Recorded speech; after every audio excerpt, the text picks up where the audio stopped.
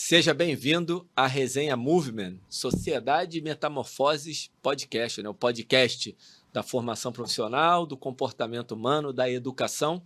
Hoje, voltando na parte 2 de educação, mais um episódio sobre educação, seria o episódio 3 sobre educação, a parte 2 do episódio 3, que, amoroso, eu já vou passar direto para você, porque a gente tem que cumprir essa missão aí dos trechos que você trouxe para a gente dar uma... Basicamente para você analisar e a gente, se necessário, complementar. Toca logo o barco aí. Só um aviso. Gente, estuda, pelo amor de Deus.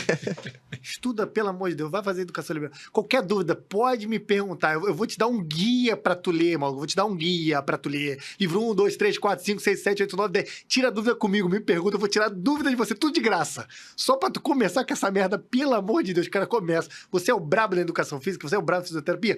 Começa essa porcaria, me pergunta, eu vou te dar um guia, vou te explicar o contexto, vou te explicar o canto 1 da Ilíada, eu vou te explicar. O canto 2 eu vou te explicar, mas começa essa porcaria. Mesmo sem entender porra nenhuma. Pronto. Aproveita. Pelo amor de Deus, eu tiro de graça, cara. Porra. Aproveita, se inscreve no canal, compartilha, comenta, dá o likezinho aí. Isso é uma preocupação genuína da gente. A gente quer, porra, avançar essa porcaria, né? Então vamos lá. Porque a gente estava falando do técnico, a gente falou do trecho do técnico antes, né? Sobre o conhecimento técnico ser profundo e raso, profissionalizante. E a universidade deveria ser para ter um conhecimento maior que te ajudasse até no teu conhecimento de ponta, né? O conhecimento profissionalizante que você exerce na tua profissão. Esse trecho aqui é para falar de como o técnico, né? Nós que trabalhamos tecnicamente e as pessoas que acham que é desnecessário qualquer conhecimento fora do técnico, eles se movem sobre o que o não técnico pensou. Um exemplo muito forte é dos sistemas complexos. Os sistemas complexos é entre muitas aspas, uma revoluçãozinha nas ciências do movimento, mas esse troço é aplicado para uma pancada de matérias na sociologia, na economia e agora na ciência do movimento. Um filósofo francês pensou nisso. Qual é o nome do cara? Morin. Edgar Morin. O Morin pensou nisso. Criou esse sistema complexo, lógico que juntando algumas coisas, sistemas dinâmicos e alguns conceitos de sociologia, etc. Ele pensou em escrever um livro, desenvolveu o que esse cara pensou na França, a galera pegou e começou a aplicar. Na educação física, isso é um movimento já com uma certa força, sistemas complexos. Se esse corno não tivesse pensado nessa porcaria e alguém... Tendo visto isso, alguém talvez não tão técnico, alguém mais universalizado, digamos assim, neologismo, pegasse aquilo, aplicasse esses movimentos, matematizasse isso em outras áreas, não teria vários avanços que estão tendo na educação física, até no treinamento, nos esportes, no futebol, sendo muito bem aplicado, tendo muito retorno, melhor do que as outras técnicas e aplicações reducionistas. Então, isso é uma prova viva da importância da filosofia. Um corno maluco francês pensou, a galera matematizou, aplicou, olha o que engrandeceu e vem engrandecendo a nossa profissão e está ganhando cada vez mais força. Vários indivíduos aplicando isso. Então, quem não criou vai se mover. Hoje você, tecnicão, vai pegar, quero aplicar sistemas complexos. Aí tu vai comprar o livro lá do Derek, tu vai ler. Beleza. Aí você vai aplicar. Cara, aí você fala, qual é a importância da filosofia? Eu tô aprendendo a técnica dos sistemas complexos. Meu amigo... do Derek? Ele tem um livro online, PDF, falando de sistemas complexos. Até fiz um jabá pro amigo aí. Derek Santana. Derek Santana. Muito bom, aliás. Reforça a gente. Faz um trabalho muito legal. Eu acompanho ele lá no Instagram também. Acompanhamos. De vez em quando eu troco até umas ideias com ele. Ele tem um livro PDF que ele fala, né? Moleque é fera. Aí o Edgar Morin pegou aquilo, os caras trouxeram... O Derek estuda também filosofia, estuda vários aspectos, né? Mente corporificada, esse tipo de coisa. Acho que eu já expliquei aqui, não sei. Pegou aquilo, criou um livro PDF, aí você... E o Derek, ele é como se fosse um intermediário, né?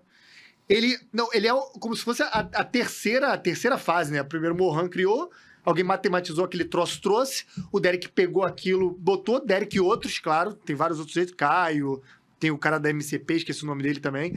Pegar aquilo e você, na ponta, vai pegar o que eles fizeram e geraram entendimento para a educação física atual, colocaram os exercícios. Eles meio que criam os exercícios com os aspectos de affordança, aqueles aspectos tudo dos sistemas complexos. E você vai pegar os exercícios que eles criaram, aí você vai entender, a chance de você até deturpar aquilo na ponta é maior. O sistema complexo quase te obriga a entrar um pouco, como os moleques fizeram, tiveram que entrar, senão os caras iam ser replicador e iam falar besteira. O método do sistema complexo, não tem método do sistema complexo. Esse tipo de coisa eles criticam. Tem que entender o conceito e aí vai ter que você entrar aplica. na filosofia. Como qualquer coisa, você deveria entrar mais profundamente para entender biomecânica básica, etc. Então é isso que a gente critica, né? Então, nesse trecho, ele fala que a gente se move criado pelos outros, e o trecho é o seguinte, né? Em educação, assim como em moral, costumamos ouvir a insinuação de que princípios não são essenciais. Ou seja, para a gente essencial é a técnica. É o que o Michael Boyle passa, é que aqueles caras todos passam, né? E não os princípios que foram utilizados para criar aquilo, que é o mais importante. Desde que a prática esteja... Os princípios não são essenciais, desde que a prática esteja correta. Eu estou aplicando bem na minha prática, estou conseguindo fazer direitinho, eu estou tendo resultado, dane-se os princípios. Para que eu quero saber o que isso está acontecendo? Princípio, deixa para lá. Por que desperdiçar com teorias o tempo necessário ao aprendizado das artes práticas? Ele faz uma pergunta, né? Temos consciência de que algumas operações podem ser realizadas por aqueles que têm pouco ou nenhum conhecimento dos princípios de que elas dependem. Ou seja, o técnico precisa saber muito da teoria. Para ele aplicar aquilo ali, dar personal para alguém, com os exercícios e tudo, sabendo que ativa um músculo e tal, no basiquinho, o cara consegue aplicar. Ele não precisa necessariamente saber a teoria, né? Aplicar, ele aplica. O marinheiro pode abrir suas velas ao vento sem compreender as leis da decomposição de forças. O carpinteiro pode dar ângulos retos às suas armações de madeira sem o conhecimento dos elementos de Euclides. O tintureiro pode fixar suas cores sem ser versado nos princípios da química. Contudo, os trabalhos de tal homem estão restritos à estrada estreita que foi demarcada por outros homens. Perfeito. Ou seja, você quer ser um piloto a vida inteira, ou no máximo um mecânico, ou você quer ser um engenheiro? Você quer entender, quer aplicar e saber exatamente o que você está explicando. Você quer ser o administrador do conhecimento ou você quer ser o replicador? Eu acho que todo mundo gostaria de ser administrador. Ou só ganhar dinheirista. Se o seu profissional, ou você como profissional, só foca em dinheiro, você fatalmente vai ser o mecânico ou o piloto. Você tem que entender o que você está fazendo para ser o administrador do conhecimento e não um papagaio, né? Esse é esse trecho. E é engraçado que isso aqui é exatamente o que a gente faz. Gente, isso aqui tem 200 anos.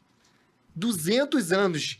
Isso estava começando a acontecer nos Estados Unidos. Eles queriam que a educação mudasse para esse tipo de coisa. Os caras já estavam criticando isso. Não é o que está acontecendo agora?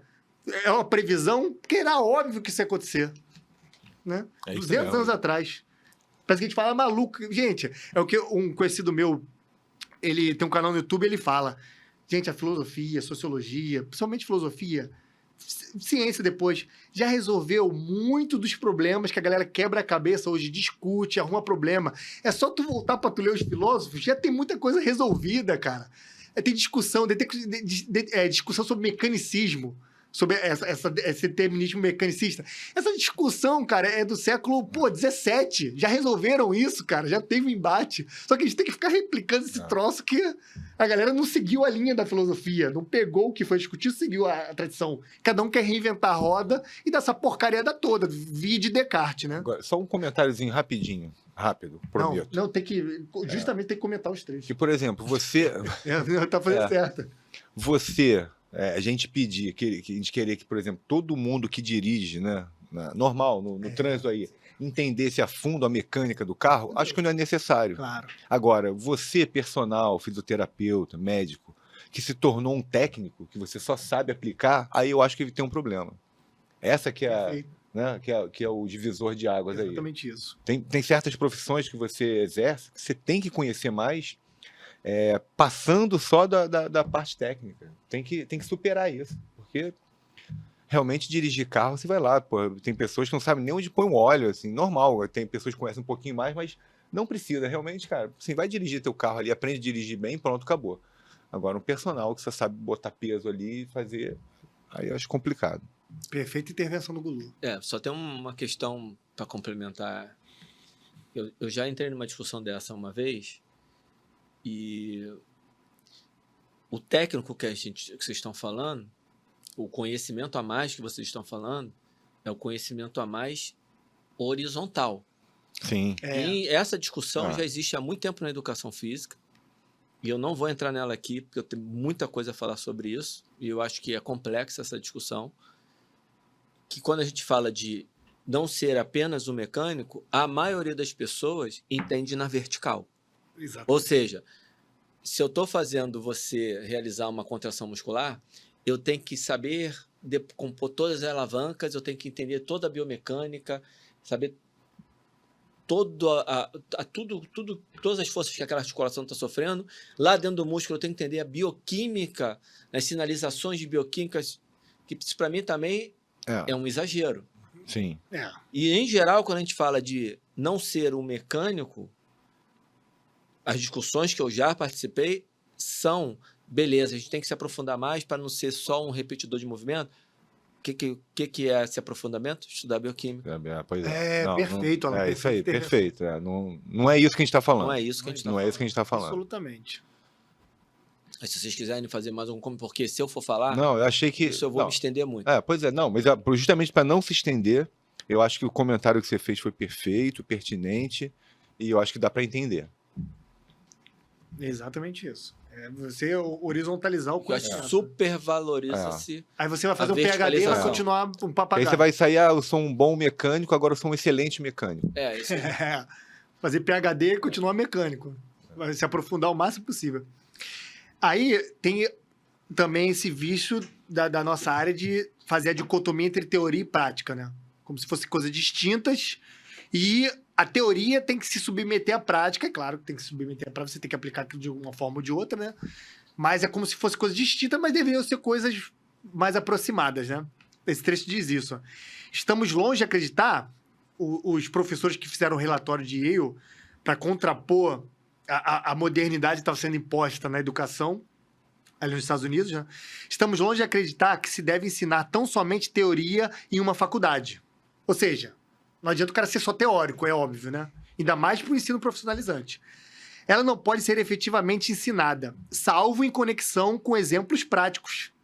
Então, qualquer coisa que a gente ensina, tem filosofia aqui, a gente dá exemplos práticos. Eu tô ensinando falei que o Edgar Morin criou uma teoria filosófica, sistemas complexos, que poderia ser aplicada, universalizada para a prática e que está sendo feita com muito sucesso hoje. Mas foi pensada teoricamente pelo Edgar Morin. Né? Não tem um exemplo melhor. Estes são necessários para despertar o interesse pelas instruções teóricas e particularmente importante na demonstração da aplicação de princípios.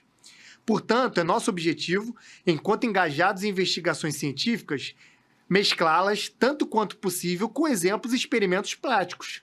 É o que a gente fica tentando fazer aqui toda vez. Que a gente explica teoricamente, filosoficamente, a gente tenta fazer um paralelo com a prática, que é o que realmente vai interessar. De que vale todas as sublimes descobertas que imortalizaram os nomes de Newton, Arquimedes e outros, se os princípios que eles descobriram nunca foram ensinados àqueles que podem aplicá-los na prática? Ou seja, tudo que o Newton e o Arquimedes pensaram tem que ser ensinado de forma que o cara consiga aplicar aquilo ali. Ainda mais que eles desenvolveram a matemática, etc. Não adianta ficar só na teoria deles, o cara vai ter que aplicar aquilo de alguma forma. Matematizar aquilo, transformar aquilo no empírico. Por que conferimos tantos elogios exaltados ao talento criativo, se os resultados de investigações originais ficaram restritos a uns poucos cientistas, em vez de difundidos entre aqueles que estão engajados nas teorias ativas da vida? Ou seja, não é para ficar na Torre de Marfim. Isso tem que descer para o cara que vai aplicar. Trazer os princípios da ciência, a aplicação prática pelas classes laborais, é a função dos homens de educação superior. Ou seja, o cara vai pensar para alguém conseguir aplicar aquilo de uma forma ou de outra, diretamente ou indiretamente, né? Foi a separação de teoria e prática que desmereceu a ambas. Apenas sua união pode elevá-las à sua verdadeira dignidade e valor. O homem da ciência está normalmente disposto a adotar um ar de superioridade quando observa as opiniões limitadas e parciais do simples artesão. O PhD vai olhar, o pessoal não está fazendo isso aí. Os caras inventaram, os fisiculturistas inventaram técnicas de musculação, que coisa animalesca, eu estou na ciência de fora. Porque não testa lá, ver o que está verdadeiro, né? Ali eles fizeram muita coisa na prática, muita coisa que dava certo. Este último, por sua vez, que é o artesão, ri das asneiras práticas do primeiro, que tem um montão de PhD, de coisa que o cara não consegue agir na prática, né? O cara tá congelado ali na Torre de Marfim. As falhas na educação de ambas as classes seriam remediadas ofertando-lhes um conhecimento de princípios científicos preparatória à prática. Quando ele diz princípios científicos, ele fala de uma coisa... Até a tradução, eu acho que falhou um pouco nisso. Princípios científicos, ele fala essa educação mais aberta para o cara conseguir intercambiar com o artesão, né? As aplicações teóricas dele. Isso é a parte que tange a teoria e a prática, né? Essa divisão que é errada. Isso a gente fala hoje, a gente tenta resolver esse problema, os caras discutiam isso 200 anos atrás, a mesma coisa. E tentava aproximar com esses ensinos liberais, né? Esse trecho agora ele vai falar sobre o ensino... Querem comentar alguma coisa? Só que livro bom, e efetivamente esse episódio que a gente chamou de educação, é um episódio de educação, mas com a leitura comentada do livro. Sim. Lembrar de colocar o link do livro para a galera. O Moroso mostrou a capa no início. Mostrou a capa. Né? Mostra de novo aí, Moroso. Né? Aqui, ó. A Educação Superior e Resgate Intelectual. O relatório de Yale de 1828. Vide editorial. Baratinho esse livro. Não sei se a sua seleção de trechos foi muito boa, mas o que eu acho é que ela foi boa, mas também o livro me parece ser muito bom, muito, muito legal. Segue aí, amor. Muito bom. Tem vários trechos que lidam com isso, né?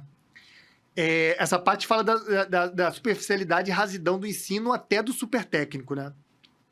Dentre todos esses métodos de ensino oferecidos ao público, esse, que se propõe a ensinar quase tudo em pouco tempo, é o mais absurdo.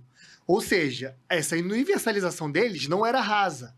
Eles universalizavam, mas entravam nos aspectos para você ter um entendimento o suficiente. Você não vai ser um mega especialista, por exemplo, em grego, mas você vai ter um conhecimento para lidar com aquilo, entender a linguagem, entender as palavras, para poder lidar com o aspecto técnico também.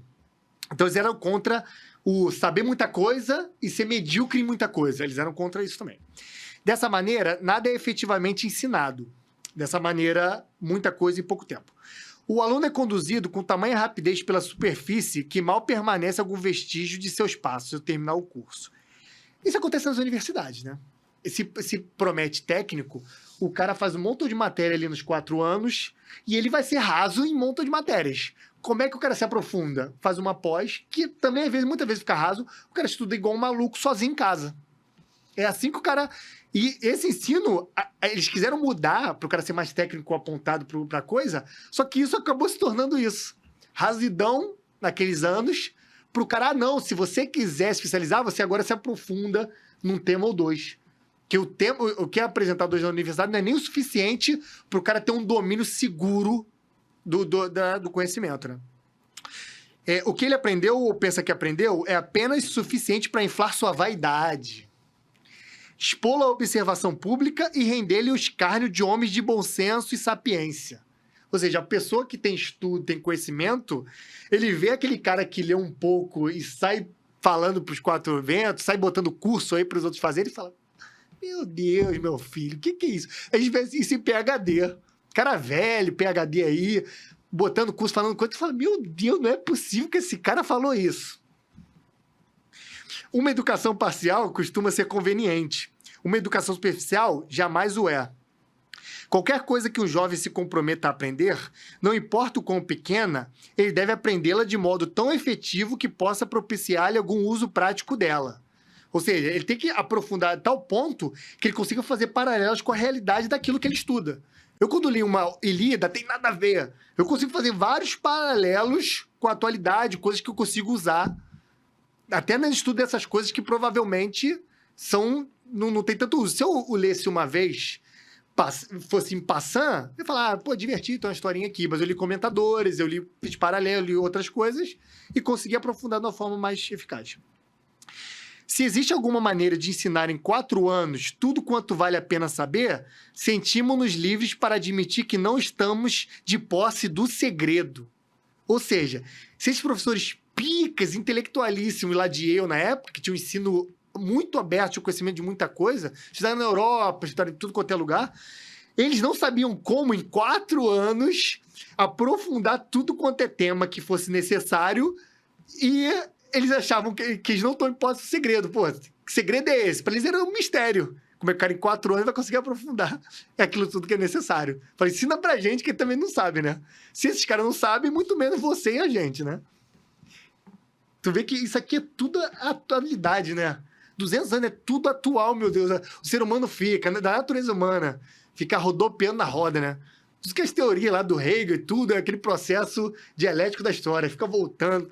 Meu Deus do céu, coisa de maluco. Agora, outra coisa que a gente fala na atualidade. Querem comentar? Não. Valor do título em vez da substância. Que a gente fala essa porcaria toda hora. Vamos lá pra vaca fria de 200 anos atrás. Isso deve ser mais antigo, né? Esse cara tá falando isso agora. Outra séria dificuldade com que temos de lidar é a impressão que se incute na mente de parte dos nossos estudantes, vindos de todas as partes do país, de que o estudo de qualquer coisa que não apreciem instintivamente, ou que demande um esforço vigoroso e constante, ou que ainda não esteja diretamente relacionado às atividades profissionais que pretendem seguir, não tem utilidade prática nenhuma. Então, os moleques de 200 anos atrás já viam, pra que aprender grego, pra que aprender latim, se eu não vou usar essa porcaria? Eles já tinham essa impressão, que você também tem. Ou se você vê muito tempo a gente, você não tem mais. Eles, é claro, permanecem ignorantes daquilo que pensam não valer a pena aprender. Que a gente estava falando há pouco. Como eles acham que não vale a pena, eles permanecem ignorantes. Para mim, aquilo ali não presta para nada. E que causa-nos preocupação perceber que, não apenas os estudantes, mas seus pais também parecem, em regra, mais interessados no título de uma educação que na substância. Ou seja, meu pai era assim também. Tem título e tal. Meu pai tinha uma certa substância, mas não o suficiente, assim, digamos, né? Mais do que a maioria das pessoas. Então, os pais viam, eu quero profissionalizar meu aluno, meu filho, e só contextualizar a época, era ali Revolução Industrial, começo do desenvolvimento das fábricas e tudo. A demanda por engenheiros, por mão de obra que entendesse tecnicamente a utilidade daquilo. O utilitarismo cresceu muito. Né? Cresceu muito. O cara pensava lidar com aquilo. Pensava de mais técnico na praça para o cara lidar com as fábricas, com os equipamentos, com a produção. O cara tinha que sistematizar aquilo, matemática e tudo, para a prática. Não era aquela matemática né, de Euclides e tudo, né? Então, ele pensava desse técnico. Então, estava tendo uma pressão cultural, né, societal, muito grande para soltar técnico na rua. Então, o utilitarismo crescendo, falou, meu Deus, o meu filho tem que se posicionar no mercado. Ele tem que ser gerente de fábrica. Se o cara tivesse dinheiro, eu quero meu filho engenheiro para entrar aqui na fábrica, conseguir lidar com tudo. Para que ele vai aprender Homero? Para que ele vai aprender grego, meu Deus? E numa evolução dessa revolução industrial, ainda prende a pessoa, porque ela tem que aprender a lidar com uma máquina, daqui a pouco tem uma máquina nova, tem que aprender a lidar com a máquina nova, e aquilo prende a pessoa no utilitarismo. Sim. E o cara visava money, visava crescimento financeiro profissional, o cara queria o filho profissionalizado, tinha tal da ética protestante, né? Que tanto dizem, né? A frugalidade, o trabalho, o homem. A ética protestante é do... Como é que Max Weber. Mas era do... A pessoa não era premeditada, não. Era predileta, era uma pessoa que era... Tem um nome, esqueci, fugiu o nome. Dessa questão do trabalho de unificar o homem. Não, que quando da filosofia, que quanto mais você fizesse e desse certo, aquilo era um aviso de Deus que era predestinado. Era a filosofia da predestinação. Sim. Essa questão de como a educação sofre uma revolução na Revolução Industrial e que permanece até hoje, a gente tem uma cagada completa. Porque totalmente a gente usa um modelo por essa ótica já pode ver problemas já na época, embora tenha tido a sua utilidade, a questão utilitária. Mas hoje a gente está usando um modelo criado no século XVIII para atender o século XXI. Porra, e não consegue sair desse... Aqui já atendia mal, tu imagina? Não, isso já reclamam. Exatamente. Cara, é uma loucura. A questão do tempo, a correria, né? O moleque entrava lá com 16, eles faziam essa universalização do ensino, para o moleque, quando crescesse mais, ele já entrasse nos técnicos já com essa base toda. Porque falou, na Europa, às vezes o cara demora mais, aí eles iam ter que aceitar um moleque já do segundo grau, com conhecimento do grego e do latim razoável, para o moleque, quando entrar, já tá meio preparado. Ele falou, o moleque com 16 não tá preparado para a universidade, para o técnico. A gente tem que ficar lá um tempo com ele para poder preparar ele linguisticamente, preparar ele como homem, como cidadão, no ensino liberal, para o cara entrar no técnico. Senão ele vai entrar todo deturpado, todo errado. Só eu sei o que eu tô sofrendo. Meu filho vai fazer 15 anos. Eu demorei... Eu eu entendi rápido o problema, Mas demorou a... demorei primeiro agir. Como agir a também. saber, então, Como- primeiro eu demorei a saber como agir, então ficou um pouquinho tarde. Segundo, eu demorei a poder agir em função de uma rotina que eu tinha. Então, hoje eu tenho uma ingerência sobre a educação dele. Você tem o que ele faz na escola e tem a parte de casa que é comigo, Já para as arestas. que é pouco ainda, porque eu também não tenho todo o tempo que eu gostaria para fazer isso, mas dentro do tempo que eu tenho é pouco, mas agora pelo menos eu sei direcionar. Sim. E assim, como tem gap, cara, que eu vejo. Porra. Como Você tem vê, gap. meu Deus, esse garoto, tipo assim, interpretação, alguma coisa assim, tu fala, caraca, meu Deus, essa escola cara que eu pago aqui, essa praga não tá resolvendo esse problema. Eu, como pai, Não tenho resolve. que despender tempo que eu poderia estar ganhando mais dinheiro pra pagar pra essa escola, que era pra resolver esse meu problema, né? Eu sofro hoje, sofro de ver o quanto tá, eu vou dizer, para trás, e sofro também o quanto eu não consigo chegar onde eu gostaria de chegar. Mas eu vou aqui na velocidade que eu tenho, que eu posso, fazendo o que eu posso. Diante também de um mundo que, para eu pegar, para eu captar a atenção dele, em geral, só para vocês saberem, é forçado. Senta aí, que agora é comigo. Não tem esse negócio de, ai, que bonitinho, será que você quer agora, você quer depois? Não, vai no ritmo dele, tem que respeitar os desejos dele. Porra nenhuma, senta aí, agora esse horário é comigo. É desse jeito. E não é muito, tá? É pouco. O que não impede ele de fazer as coisas que ele gosta, de sair, de ficar com os amigos, vai pra praia, fazer a altinha dele.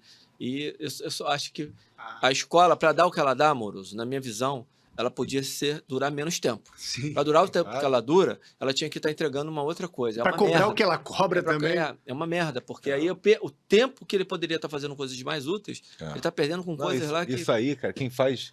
Rapidinho também, Não, vai embora. quem faz o homeschooling, né? Sim, Quem faz o homeschooling fala isso, assim, eu não tive oportunidade de acompanhar alguém de perto, fala isso, porque você chega na escola, aí tem um intervalo entre uma aula e outra, você perde um tempo, né? São 5 tempos, vamos dizer, aí você perde ali uma meia hora. Tem o recreio, tem não sei o quê, e você em casa, você pode diminuir essa perda de tempo, entendeu? Em que você fazia 5 horas, você pode fazer em 2 horas. Sim. Ensino focado. é muito que a educação hoje, para mim, podia ser a escola ser só a educação física.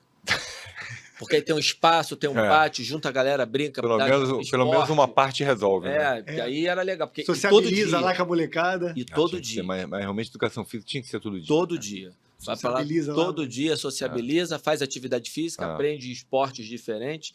Tinha que ser. E em casa a gente vai cuidar da parte, entre aspas, teórica, porque você muito bem falou aí da questão da falsa dicotomia de teoria e prática, que isso também daria uma conversa muito legal.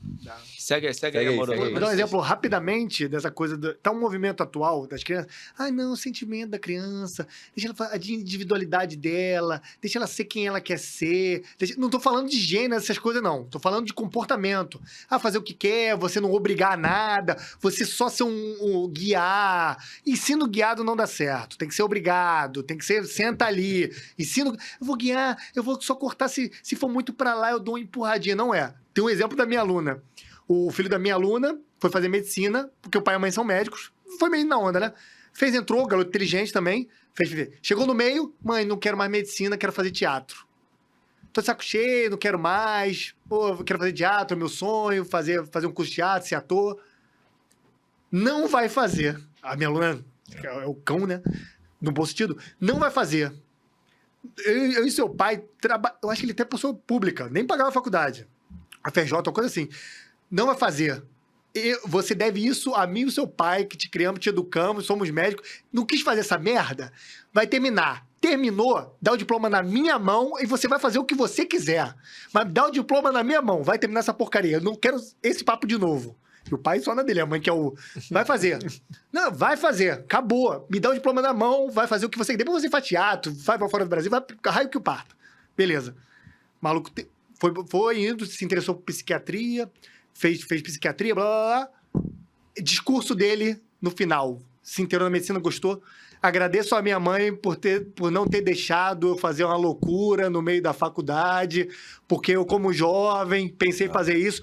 Hoje o maluco fez mestrado, doutorado, fez doutorado de sanduíche no King's College of London, hoje trabalha no consultório na Zona Sul do Rio, ganha dinheiro pra caraca e ama o que faz. Se esse cara saísse no meio pra ser à toa, será que ele ia estar tão feliz? Por isso que obrigado. O cara é velho. Criança, então, tem que fazer só o que você quer.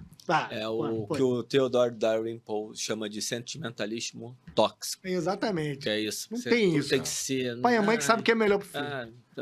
Pelo amor de Deus. Eu escutei uma frase, rapidinho, na escola, porque fala o seguinte: criança feliz não sai da escola. Porque você gosta de evasão de escola, de sair de uma escola para outra. Criança feliz não sai da escola. Eu vou falar o seguinte: a educação, no seu momento, você está educando, gente, não traz felicidade no momento. Não traz. Pelo contrário, é sacrifício. O Moroso falou da Ilíada. Gente, quando você for pegar a Ilíada para ler, não vai ser legal a primeira Vai ser legal. entendeu? Vai ser difícil, vai ser dolorido. Eu li empurrado a Você primeira vai achar que você é burro. Entendeu? Mas depois, é a mesma coisa com a educação. Depois o Amoroso deu esse exemplo. Ele, na hora, ele foi contrariado, foi lá fazer a medicina contrariado, mas depois a coisa... O cara gostou tanto que foi PhD, né? Outro dia eu bati no ombro do Davi, o meu filho, falei, chato, né? É. Dói, né? Que a hora que a gente estava ali estudando, dói, né? Complicado. A hora demora mais para passar. E ele assim, né? Concordando comigo, mas é isso aí. Bem-vindo ao mundo, à vida. Dos homens. E segue. Eu apanhei pra caramba. Eu agradeço as porradas que meu pai me deu, que eu não era mole. Talvez se eu não tivesse apanhado tanto, sendo tão castigado, castigo e porrada, talvez eu não fosse o mongoloide que tá aqui sentado hoje na frente de vocês. Porque eu era muito problemático, mas isso é outro assunto. Vamos lá. Educação liberal versus formação profissional.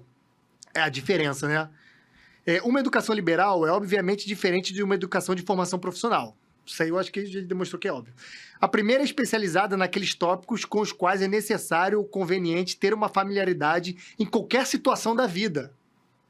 Porque em qualquer situação da vida a gente usa o processo linguístico ou a educação liberal para lidar com aquilo. Qualquer situação, técnica ou não técnica. A última, que é a formação profissional, naqueles que qualificam o indivíduo para um determinado posto, negócio ou emprego. Parece que a galera não sabe disso, né? A galera acha que o PhD é pra tudo, né? É brabo na vida também. A primeira é antecedente no tempo. Ou as artes liberais são antes no tempo. A última depende da primeira como seu alicerce mais adequado. Uma educação liberal presta-se a ocupar a mente na medida em que tem o poder de abrir e alargar. Uma educação de formação profissional exige um entendimento já cultivado pelo estudo e preparado pela prática para esforços metódicos e perseverantes. Ou seja, a base tem que ser aquela para o indivíduo conseguir entender melhor a profissionalização e ter perseverança, boa memória, para o cara conseguir ser disciplinado. Ele se disciplina nos estudos liberais e não nos estudos técnicos, né? Tem outros aspectos, mas é muito disso, né? Querem comentar alguma coisa? Não, pode seguir perfeito esse trecho aí, porque ele já dá o recado. Assim, dá uma explicação melhorzinha do que... O cara vai se formar, mesmo um técnico, com muito mais qualidade, até velocidade. Se ele tem uma base melhor. Eu acho que qualquer idiota sabe a importância de uma base. O Alan puxou rapidinho também. Eu li um livro do Ortega Gasset, que o título é o seguinte: Filosofia da Técnica. Um aluno que me deu. Cara, eu fiquei assim olhando, cara, filosofia da técnica. Eu falei, puta, vou ter que ler essa porra, vou saber o que Com certeza, pô, também que me interessou aqui. Aí é um livro fininho, cara, excelente. Um livro que você lê assim, rápido. O principal que mudou ali a minha percepção foi o seguinte, que a técnica, ela vem da palavra techner, que é a arte. Então, assim, por exemplo, indo para uma área que o Alan domina também, que é a música, né? Para você tocar ali e fazer, é uma arte, né? O jeito que você toca. Agora, você precisa de um arcabouço técnico e teórico forte para você melhorar cada vez mais a tua técnica. Então, é isso que o Mauro está falando. Não é só o estudo, não é só para a técnica em si ali, é para você melhorar a tua técnica como expressão, porque a arte é uma expressão, né? Então, como você se exprimir melhor. Exprimir? Exprimir mesmo. Exprimir melhor o seu conteúdo ali. Então, assim, quando eu entendi que a técnica é uma arte, isso na minha cabeça mudou a percepção puramente do técnico. Porque fica parecendo que a gente está falando de técnico, uma pessoa também restrita, quadrada. Não é assim. Não é, mas justamente a gente está falando da importância de você ter o alargamento do seu conhecimento para melhorar, inclusive, na sua técnica, que é o final, que é a ponta. Sim. Né? Perfeito. É engraçado que tem um trecho aqui que eu lembrei, acho que nem tá aqui.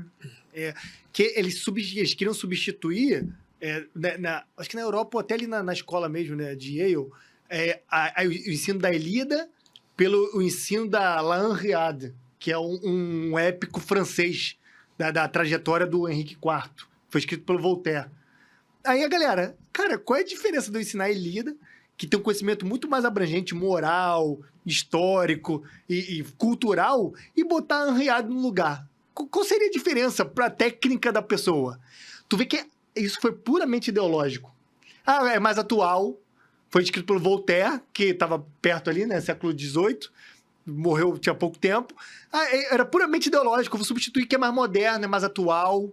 Quer dizer, não tinha esteio nenhum na coisa técnica, né? Que, junto disso, o cara vai empurrando um monte de ideologia junto, né? Meu Deus, La Henriade mantém Ilíada, que é uma época muito mais rico do que La Henriade. Aí é que a importância da erudição na Europa, né? Que eles falavam já na época.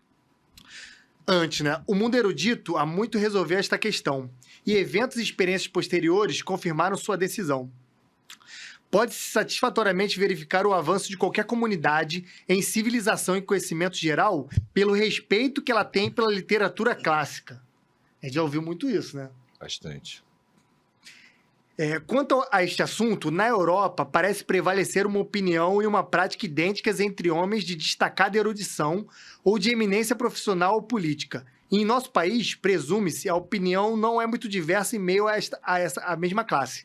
Ou seja, na época, os políticos, a galera de mais alto gabarito era tudo erudito. Tu vê que Rui Barbosa, até no Brasil, o senador, tirando qualquer coisa, safadeza, exploração, tudo isso. Pô, Rui Barbosa era um intelectual de ponta, intelectualíssimo. Tinham vários intelectuais aqui no Senado, na Câmara, presidentes também muito mais intelectualizados. Até os próprios militares foram presidentes também bem melhores do que os presidentes de hoje, né? Dos últimos 5. Melhorzinho o Temer, mas é outro salafrário. Mas os outros, o resto ali... Polêmica! Mas eruditamente ele, dá banho ali, junta todo mundo, não dá ele, né? Sim. Mas o problema dele é outro, não erudição, né? Até Mesóclise e tudo. FHC, né? FHC também, Do FHC pra cá, só o Temer, né? Alan é fã. Quando esse assunto, política é meio Nem caro. preciso fazer comentário, né? Deve-se reconhecer de fato que, na França, imediatamente antes e durante a Revolução, as línguas eruditas foram negligenciadas. Ou seja, ele quer meio que fazer um paralelo que, antes da Revolução, os tempos antes, as línguas antigas foram deixadas de lado, já com essa mente revolucionária.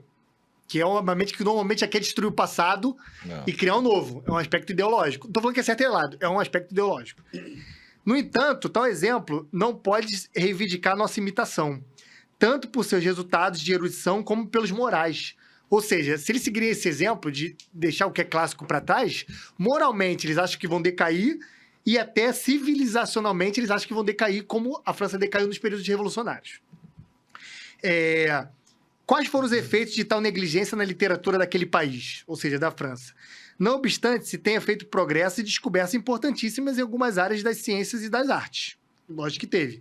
Os reinos mineral e geológico tenham sido penetrados e explorados por incansável zelo e inigualável habilidade.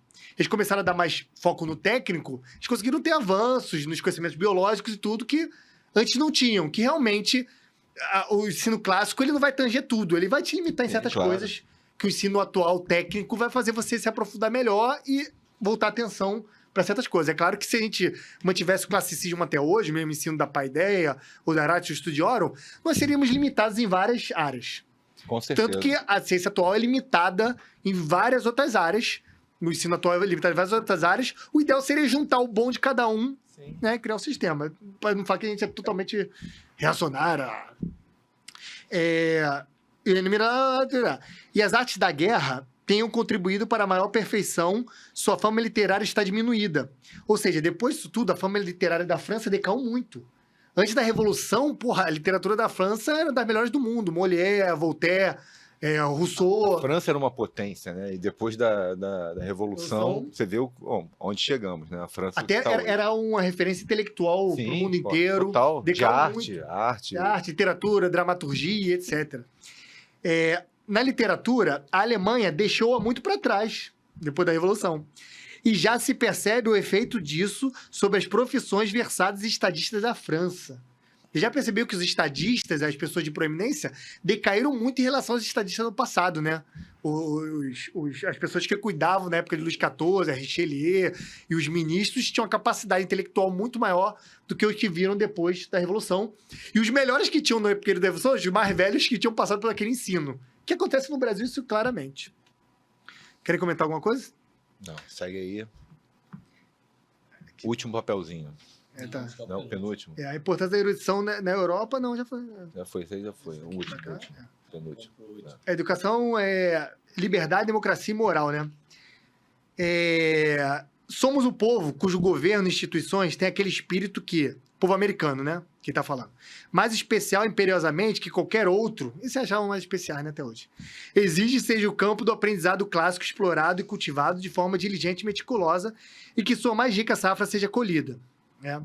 Os modelos da literatura antiga, que são colocados nas mãos dos jovens estudantes, certamente conseguirão imbuir sua mente dos princípios de liberdade, que eles tinham esse enfoque, né?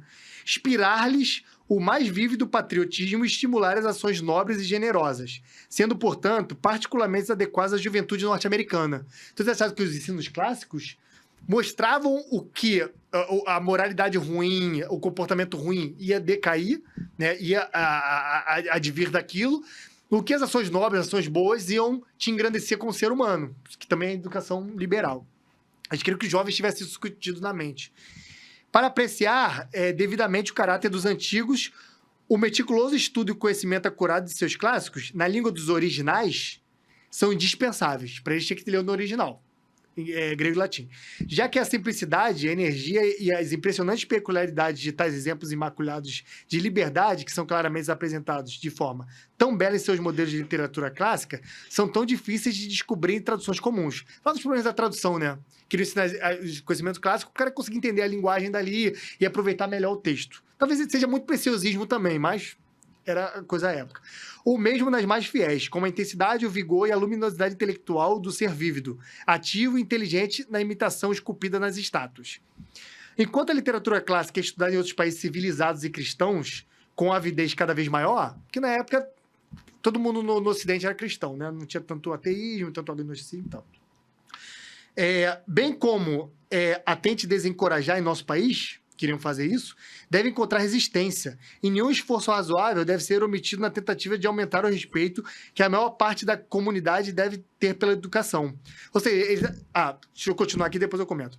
Diminua-se o valor de uma educação acadêmica e a difusão de conhecimento entre pessoas cessaria.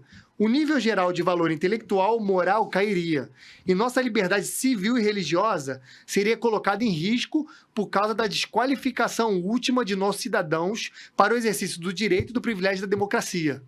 Ou seja, se esses exemplos clássicos de comportamento, de funcionamento da sociedade, eliminar o que é ruim, aproveitar o que é bom, a própria democracia estaria em risco pelo comportamento dos cidadãos. Nós vemos isso hoje, né, cara? A democracia dos maiores países do mundo está em risco.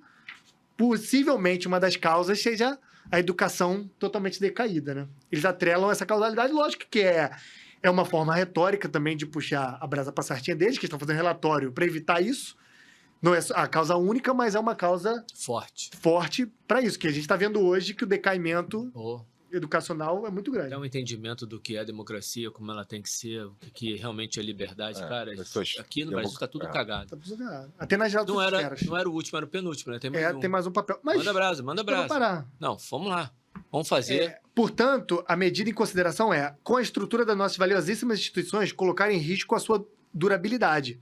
Eles achavam que era arriscado eliminar certas coisas porque poderia piorar todos os aspectos sociais e civilizatórios dos próprios Estados Unidos, que estava em formação, estava em ascensão. E tende a desencorajar, como fez, subestimado que até agora tem sido considerado um importante ramo de aprendizado e causando o abandono dos conceitos e práticas já muito estabelecidos de aprendizado e sabedoria. Que o ensino clássico tende a essa parte da sabedoria mais do que o ensino profissionalizante, isso é óbvio. Baseado somente nessa razão, o comitê já poderia dizer que a adoção dessa exigência seria um experimento altamente perigoso. Então, eles não queriam tirar o que é tradicional, que foi testado através de milênios, para tentar testar uma coisa que poderia ser perigosa, nós estamos vendo o perigo atualmente. Todavia, o comitê não fundamenta, o comitê dos professores que fizeram o relatório, não fundamenta sua oposição ao plano proposto somente na consideração das já apresentadas. Ele está plenamente convencido de que o minucioso estudo das línguas antigas, em especial do latim e do grego, não só antes como após a admissão na faculdade, é, em muitos aspectos, decididamente e positivamente útil ao aluno. Ensino antes e depois das línguas clássicas.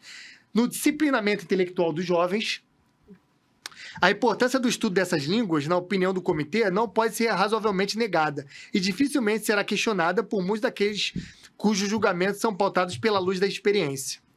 Ou seja, eles achavam que aquilo criava disciplina, criava entendimento, o ensino da literatura clássica e das línguas clássicas do grego e latim, que são línguas incomuns, né? Línguas declinativas, que vai fazer o aluno ter outra experiência, entender o que ocorreu no passado.